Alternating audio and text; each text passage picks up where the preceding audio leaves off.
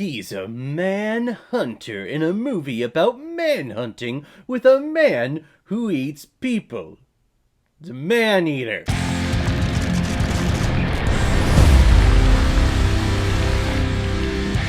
Manhunter, released in 1986 and is directed by Michael Mann, who has also directed such films like Thief, The Last of the Mohicans, Heat, The Insider, and Collateral. His last name is Mann, and he's directing a movie called Manhunter.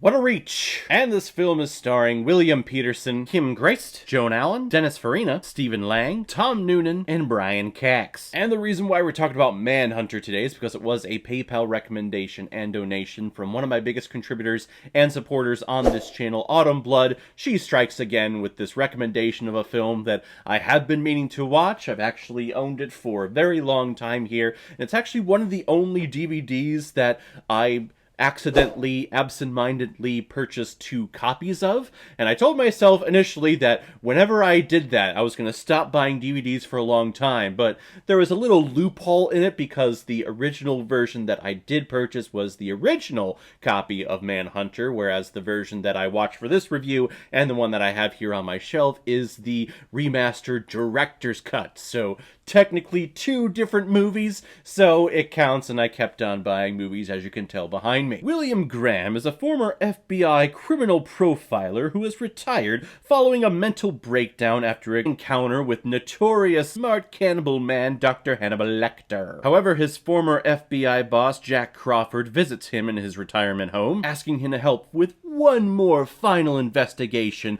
of a serial killer. Reluctantly, Graham accepts and starts examining the case file of this man who goes from family to family, killing everyone. And also throughout the investigation, Graham gets stuck and asks for the assistance of Dr. Hannibal Lecter, the same one who traumatized him many years ago. And this is the classic 1980s action thriller star mentality, right? Our main character, our protagonist, is the one man who can do the thing to save the thing to do the thing. And apparently all other profilers in the FBI are busy, so they enlist the man who needed to take some mental health and retire from this whole situation. They ask him to come back in. Just when he thought he was out, they pulled him back in. And this isn't the only time this has happened. This has happened so many times in novels and in books and in film where someone has retired from the police force, but because they are the one person who can do the thing, their superior officer comes and asks them to come back.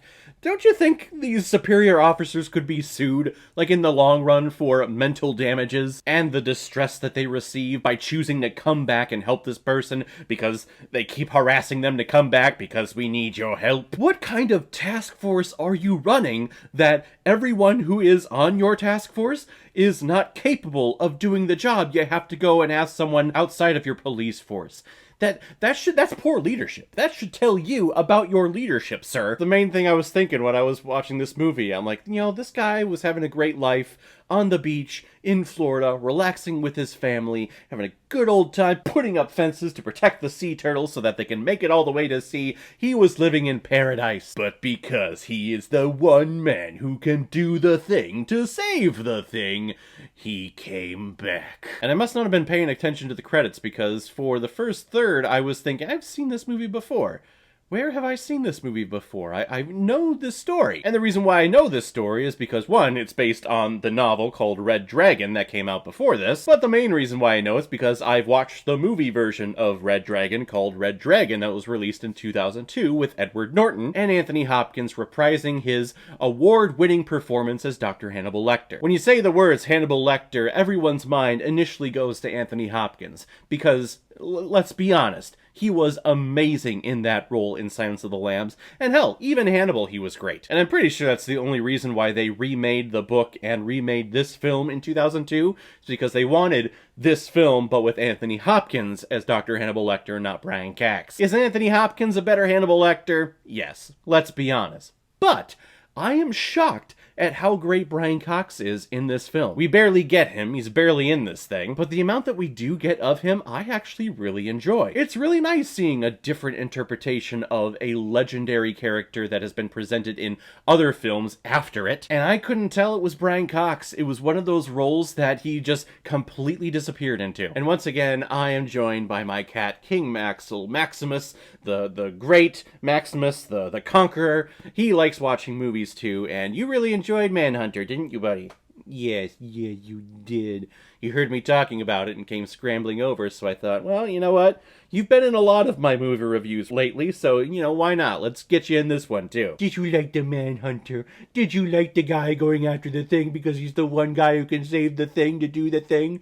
Yeah, I'm coining that phrase. I've used that a lot in my recent reviews. I need to put that on a shirt or something. But this is a straight adaptation of that book, and it's also the same exact story that I saw in the movie Red Dragon. Of course, it came out many years after this film, but I can't help that that is the film that I watched first before this one, so I've seen this entire movie before. And if you ask me which one I prefer and I had to give you a choice, I'm gonna be honest, I'll say Red Dragon from 2002. I like the different ending of that film than this one. This one just kind of ends and it's very anticlimactic, and actually the climax action scene is actually very stupid. Uh-oh, I'm sorry, I was talking not so positively about this movie to you and you got down. I apologize. Now I got Max all over me. This version, outside of the great performance from Brian Cox, I felt very flat for me. I'm supposed to be rooting for Will Graham. I'm supposed to be feeling sorry for him and empathizing with him about the trauma that he went through with Hannibal Lecter. The problem is, though, is that that's only talked about. They only mention that, oh, something happened between them. But we don't actually see the thing that happened with them, so we can actually see why he gets so flustered after he has a conversation with Hannibal Lecter after several minutes. In the movie Red Dragon, we get that, and I appreciate that. I also think Edward Norton plays this character much more subtly than William Peterson. There are moments in here where we hear Graham speaking out loud to kind of just let the audience know exactly how he's processing it. What are you doing? Yeah, you sat out in that tree and you watched him. You watched him, motherfucker, didn't you? Yeah, you sick son of a bitch, you watched him, and then you went in there, and you killed him! Whereas in the film Red Dragon, he just kind of sat there and put it all together, and through the use of cinematography and the editing and the close-ups on all of the evidence, we could put together in our own minds exactly what happened. But here Graham is doing like what would be known as like the Law and Order melodramatic, overly dramatic acting. Damn it, it never gets any easier. Yeah, it wasn't for me in this one, sorry. Now, the version that I watch is also the director's cut, the director's version of this film, and I love, as I put in the DVD and the film starts, that there's a little warning that pops up saying, hey, this one does contain deleted scenes that the director wanted to put in, but then we decided to not invest all our money in these small little clips and small little scenes. So every once in a while, the screen will look nice and crisp on the TV, and then we'll go into a nice little grainy, not highly produced little clip of the same scene where the characters will be talking about dialogue that really doesn't play into the overall story. A lot of times scenes are cut because they deserve to be cut. They don't play into anything. They don't give us any extra information about who the character is or what the plot is or moving the plot along. And I'm almost certain that every single one of these deleted scenes did exactly that. It did nothing to advance story. That's the editing process. It's there for a reason. I think this movie was like a stellar piece of art in the time, in the 80s, which is unfortunate because I grew up in the 90s and in the 2000s where we got all of these Law and Order, you know, SVU and the original Law and Order and Criminal Intent and all these cop shows and all these cop films that going back and watching this original film, this original cop thriller, serial killer mystery thing, it's stuff I've seen before. Impressive for the time, but here in 2022, you know, it's nothing special. I'm gonna give Manhunter 3 out of 5 Blu-rays.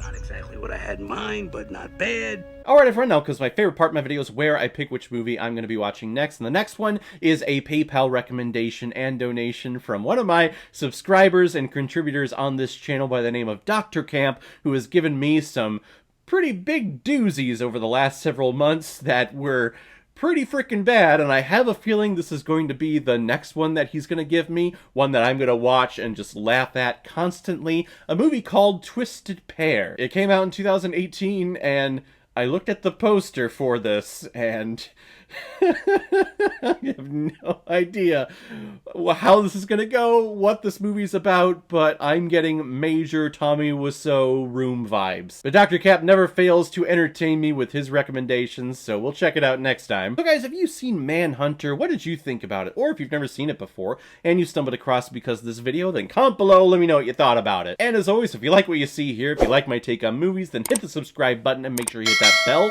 See you all the next time I release my next movie review. So guys, I will see you next time with my review of Twisted Pair. So in the meantime, be well, be good to each other, and go watch a movie.